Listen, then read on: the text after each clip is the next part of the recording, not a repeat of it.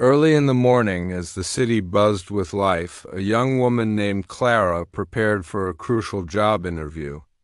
Despite her humble circumstances, she was full of hope. She carefully ironed her simple, clean clothes, her only professional outfit. Her transportation? An old, slightly battered bicycle that had been her faithful companion for years. With a mix of excitement and nerves, she double-checked the address and set off, pedaling through the morning traffic just as a light rain began to fall. She arrived at the impressive corporate building a little tired but optimistic.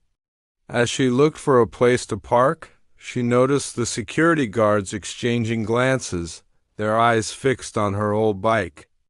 She chose a spot far away from the lineup of sleek, expensive cars. Other candidates started arriving, stepping out of luxury sedans, their confident strides echoing in the grand lobby. Clara took a deep breath, straightened her clothes, and walked in, holding her head high. The receptionist's polite smile faltered for a second as she took in Clara's simple appearance, but she was quickly directed to the waiting area. When her name was called, she entered the interview room. The panel of interviewers glanced at her resume, their expressions neutral. Then one of them looked out the window and noticed her bike parked outside. "Is that your mode of transport?" he asked, a hint of amusement in his voice. "Yes, it is," Clara answered honestly, feeling no shame. An awkward silence filled the room. Another interviewer smirked. "Our company values a certain professional image," he said dismissively. They completely overlooked her impressive skills and top-tier education listed on her resume. Every time she tried to talk about her experience and what she could bring to the role, they interrupted her. "I'm not sure you'd be a good cultural fit," one of them finally said, making it clear the decision was already made. The interview ended abruptly. Humiliated but maintaining her composure, Clara thanked them for their time and walked out, fighting back tears. Whispers followed her as she left the building. She found a quiet spot outside, sat down beside her bike, and finally let the tears fall. Was honesty her mistake? Had her simple bike cost her the opportunity she had worked so hard for? Just as she was about to give up on her dreams, a luxurious black car pulled up beside her. A well-dressed, middle-aged man stepped out. He noticed her crying and gently asked, "Are you all right?" Clara quickly wiped her tears, embarrassed. He offered her a bottle of water and a kind smile. Hesitantly, she told him what had happened inside, how she was judged and rejected simply because she arrived on a bicycle.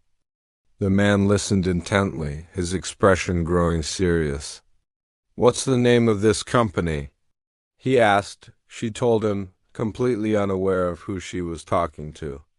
He looked at the towering building for a long moment, then turned back to her. "Tell me about your qualifications," he said.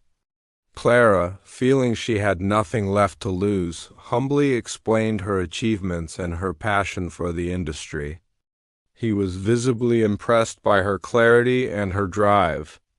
"Why the bike?" he asked softly. She explained her family's financial struggles and her responsibility to support them, leaving no room for expensive transportation. He nodded with deep respect. "Do you still want this job?" he asked. After a brief hesitation, she nodded. "Yes, I do." He smiled. "Wait here," he said, and walked confidently into the building. The moment he stepped inside, the atmosphere shifted. Staff members recognized him instantly and rushed to greet him nervously. He was Mr. Harrison, the company's founder and majority shareholder. He walked straight to the HR department and asked about the day's interviews, specifically mentioning a bright young woman who had arrived on a bike. The interviewers went pale. When he asked why she was rejected, they stammered weak excuses about corporate image. Mr. Harrison's response was firm but calm. This company was built on talent, hard work, and integrity, he said, his voice cutting through their excuses. Not on the kind of car someone drives. True value lies in a person's character and ability, not their wealth. He demanded to see her resume and asked for her to be brought back in immediately. Confused, Clara was escorted back into the same room. The interviewers who had dismissed her just an hour ago now avoided her gaze. Mr. Harrison introduced himself, and Clara's eyes widened in shock. He then began asking her a series of complex, technical questions related to the job. She answered each one with confidence and intelligence, her passion for the work shining through. He was deeply impressed.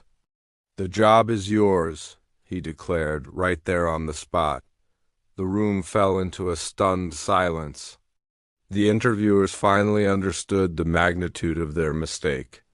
Mr. Harrison assigned Clara to a project where her skills could truly make a difference, and before leaving, he reminded his staff that humility and respect are the cornerstones of a great company. Overcome with emotion, Clara thanked him profusely. "Be proud of your journey," he told her with a warm smile. "It's what makes you strong." She walked out of the building with a renewed sense of purpose. The employees who had whispered about her before now looked at her with admiration. She rode her bike home, a huge smile on her face, eager to share the incredible news with her family. That day marked the beginning of a new chapter. Through dedication and relentless hard work, Clara thrived in her career, eventually becoming a respected leader in the company. She never forgot where she came from and continued to ride her bike to work, a proud symbol of her journey. Years later, she became a mentor, dedicated to helping other young, talented individuals who, like her, just needed a chance to prove their worth. And from a distance, Mr. Harrison watched her success, knowing he had made the right choice. Her story became a legend within the company, a powerful reminder to never judge a person's potential by their appearance.